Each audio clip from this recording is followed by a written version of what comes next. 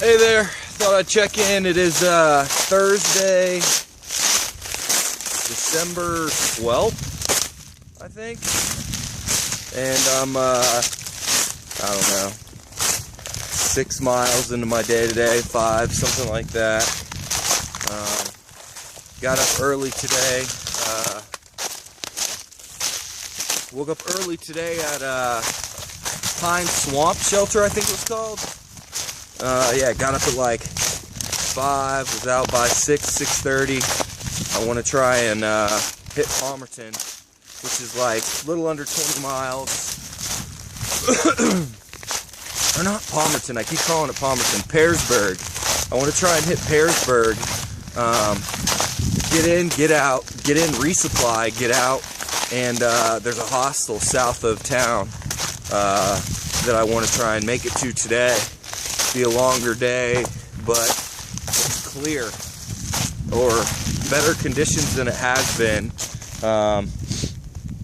Yeah, I've been pretty much battling the elements ever since I last checked in. It's just a laundry list of things that have really slowed me down in this section. I had hoped to be to town or past town yesterday, but I just haven't been able to do that many miles. So you saw what I was hiking in when I last checked in the day I left Catawba or Four Pines. I was able to get 16 miles in that day. It took me all day. It took me until it got dark to do 16 miles out of town to a shelter. And then the next day it had called for freezing rain, or not freezing rain, wintry mix. And it started raining pretty heavily overnight and rained pretty heavily into the morning, and woke up and it was coming down and it was cold. So I decided to try and wait it out as long as I could, and I waited until about 10 a.m. and it did lighten up a little bit. Man, it was cold, but I wasn't willing to take a day off, so I got out and I just dealt with it and did like a 12-mile day. Got soaked, and I pulled up. I was thinking about doing a little bit more miles that day, but I got rained on, so I was wet from that. My boots were pretty wet, but they weren't soaked all the way through. I crossed Cumberland Gap Road, and beavers had dammed up a stream and completely flooded this field. And it's funny, I got to the field and I was like, am I at the trail? Because it was like, man, this is a flooded field. And it's funny, there's maybe 60, 80 feet wide of just shallow flowing water in this field. And in the middle of it is like a 20-foot footbridge. So I looked for like 5 minutes on ways to get around it. Couldn't see anything, and if I wanted to go further to the side, I'd have to hop barbed wire fences. So I just sucked it up and I forded through it and got my boots completely soaked through, and then hiked on through, and it actually finally cleared up that day. And right after it cleared out, maybe an hour after it cleared up, the temperature just shot below freezing, and it just started to freeze, and I was wearing all that wet stuff. So I said I gotta pull up, and I pulled up to 12 miles that day. Actually, you know what? It had been raining all that day, so I wasn't able to make a fire. I had made a fire the night before to try and dry some of my stuff out, but that day I actually wasn't even able to make a fire because everything was so wet. So I just curled up in my bag and slept that night. And then woke up yesterday, and it was still cold, man. It was freezing. But the sun was out, which was really, really motivating. Yeah, it's funny. I was laying in my bag yesterday morning, and I just couldn't help but laugh to myself at how, it's unenjoyable, dealing with all this different obstacles. You got the the ice on the ground, you got snow coming down, wind, precipitation getting you wet. You've got downed limbs everywhere from these past couple of storms. I mean, the trail is just, I don't know if it can really, you can really see it, but the trail is just like littered with downed limbs and blowdowns, and then all the blowdowns and limbs are just covered in ice themselves. So it makes navigating around it difficult, or over it. And actually, that reminds me, this morning, maybe not even a half mile south of where I stayed last night, Pine Swamp Shelter. I don't know if anybody knows the maintainers for that section. I'm not sure if it's Roanoke Appalachian Trail Club or not. But there's a significant blowdown going right across the trail, coming down, because on one side of the trail it's like a steep hill with a bunch of rhododendron on it, and then on the other side of the hill is a stream, pretty wide stream. And then there's a significant blowdown with maybe 6 big stems right over the trail. I took me pretty good amount of energy to get up and over it, and it's all covered in ice. So it's pretty dangerous to get over that. You know, somebody could slip and fall. You know, 6 feet, something like that. So if anybody knows the maintainers or who maintains that section, if you don't mind relaying the word or the message, would be greatly appreciated. Yeah, but I'm laying in the shelter yesterday morning, and I could not help but smile and laugh to myself as I'm knocking on my frozen boots and curling up with my frozen boots so that I could use my body heat to thaw them out.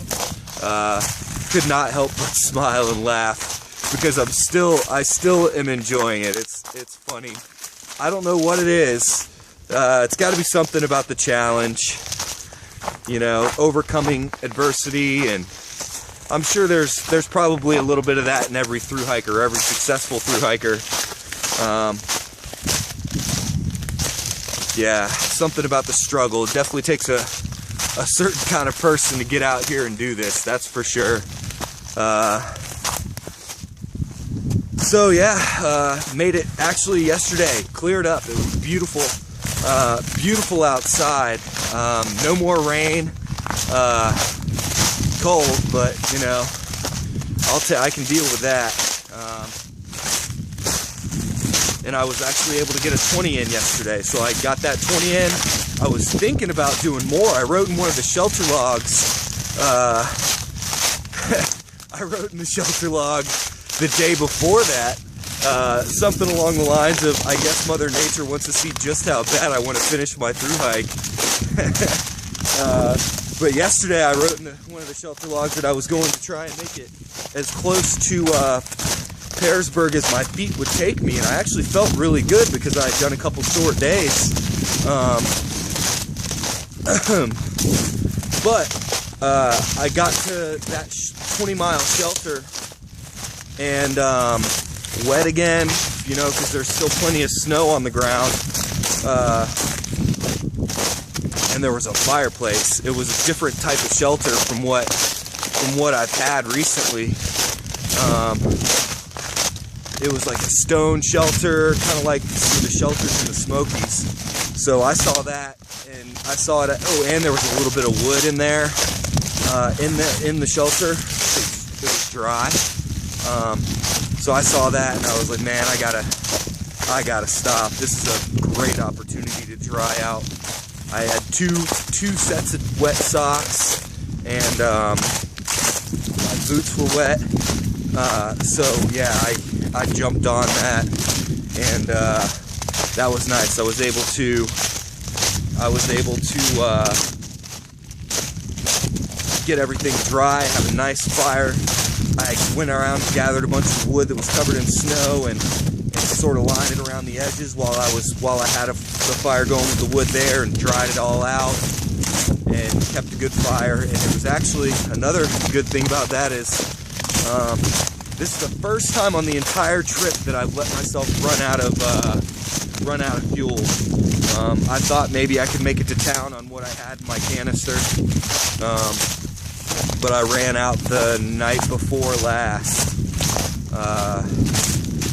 and had to have some cold ramen for dinner, and then no coffee the next day. But yeah, having that fire was nice. I was able to cook a big pot of mac and cheese with a little bit of a taco seasoning packet in there. Taco mac and cheese last night for dinner was really good. And then a big hot cup of coffee this morning, so feeling good. It was snowing a little bit earlier. It's kind of clearing up. Wind's blowing a little bit, but it's not too bad. As long as it's not raining, I'm good. This is definitely manageable. I did fall one time today, stepped on some ice that was on a route that I didn't notice. But no worries. I have, almost 2,000 miles, if not 2,000 miles. I'm getting close to 2,000 miles. But I've hiked this far, and one thing I've definitely learned over that period of time is how to fall. But I'm moving along, feeling good. Yeah, I'm gonna try and book it here to town and make it to that hostel, and then the terrain looks real nice coming out of there. So I'm thinking I'm on pace where I'm definitely going to finish by my goal date, assuming another really bad storm doesn't come and I have to stop. But, or a really bad storm, I would say another, because I'm going to manage this one. But yeah, I'm on pace and looking good. I'm thinking I could, the miles look like I could if I wanted to push a couple long days, maybe a couple 30s, and finish early if I wanted to. I don't know, we'll see. Lady said that if I do finish early, she'll come and get me and bring me back to Asheville, which would be cool. I'd like to go back to Asheville where I was before I started the thru hike, and see a couple people, shake a couple hands, say a couple thank yous, and spend some time there. Plus there's a wing challenge at Rocky's Hot Chicken Shack in Asheville that I'd like to take a stab at. Either way, I'm going back to Asheville because my dad's coming to get me, and we're giving Lady a ride back to Florida and dropping her off in Jacksonville for Christmas. So I'm going, well, I may be going through Asheville. I don't know. If I want my dad to come pick me up in Damascus, then we can go get Lady. He'll do that, or he can take her up and then ride to Damascus. But if he did pick me up and then we went to Asheville and grabbed her, I thought about going and doing the wing challenge there. Really, really hot wings. They're called Mount St. Helno is the name of the sauce that they put on them. Well, it's kind of a process of how they make them hot. But I've tried one of them and it's hot. And I tell you one thing, riding in a car for 8 hours is definitely not what I want to do after consuming those hot wings. So yeah, that's going to be something that I might do only if I go there and I've got some time afterwards to recover. Sort of tuck myself away in a corner somewhere in the fetal position. But yeah, that all remains to be seen. The speed with which I will finish is definitely dependent on weather, and it's going to be kind of a fluid situation. Oh, that reminds me, Mom, whenever you get a chance, no rush, I need you to take pictures of the pages out of that guidebook from Damascus to Atkins, Virginia, and send them to me either via text or via email. I don't have those pages and I need them, to hike with. So if you would not mind doing that, I would greatly appreciate that, Mama. You the best. Yeah, feeling good, loving the fact that the sun's out, and hopefully going to move along without any further complication. I will go ahead and wrap this up. Maybe I'll check in with you guys while I'm at the hostel. If I make it to the hostel, we'll see. All right, I'll talk to y'all later. Bye.